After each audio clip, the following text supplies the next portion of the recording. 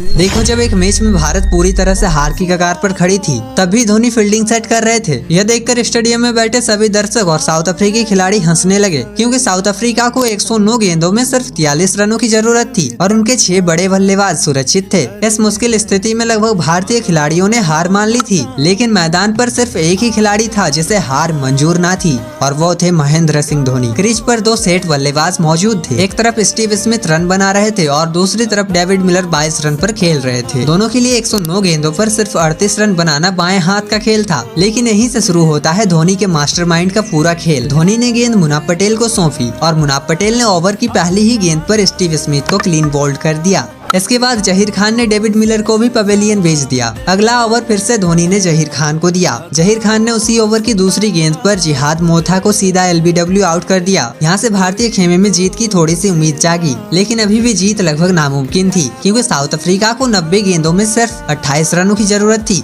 और उनके 3 विकेट सुरक्षित थे। इसी बीच युवराज सिंह एक हिट मारते हैं, लेकिन गेंद विकेट पर नहीं लगती और अगली ही गेंद पर बल्लेबाज एक चौका जड़ देता है। फिर धोनी एक चाल चलते हैं और युवराज सिंह को गेंद पकड़ने की जिम्मेदारी देते हैं। तभी युवराज सिंह दूसरी ही गेंद पर बल्लेबाज को रन आउट कर देते हैं। अब धोनी एक और चाल चलते हैं और गेंद थमाते हैं सुरेश रैना को, लेकिन रैना की गेंद पर बल्लेबाज एक चौका मार देता है। अब साउथ अफ्रीका को मैच जीतने के लिए 50 गेंदों पर सिर्फ 4 रन चाहिए होते हैं। फिर भी धोनी हार नहीं मानते और फील्डिंग लगाते रहते हैं। यह देखकर सभी लोग सोचने लगते हैं कि अब फील्डिंग लगाने का क्या फायदा, क्योंकि 50 गेंदों में सिर्फ एक ही बाउंड्री की तो जरूरत है। तभी जहीर खान एक बाउंसर डालते हैं तो महेंद्र सिंह धोनी कहते हैं यही गेंद बिल्कुल सामने की तरफ डालो, लेकिन अगली ही गेंद पर बल्लेबाज दौड़कर एक रन पूरा कर लेता है और अब साउथ अफ्रीका को सिर्फ 3 रन चाहिए होते हैं। तभी मुनाफ पटेल की अगली गेंद पर पर्नेल आउट हो जाते हैं, जिससे पूरा भारतीय खेमा खुशी से झूम उठता है, क्योंकि अब भारत को सिर्फ 1 विकेट लेना था। धोनी फिर एक बार फील्डिंग में बदलाव करते हैं, जिसके कारण मुनाफ पटेल की अगली गेंद डॉट हो जाती है।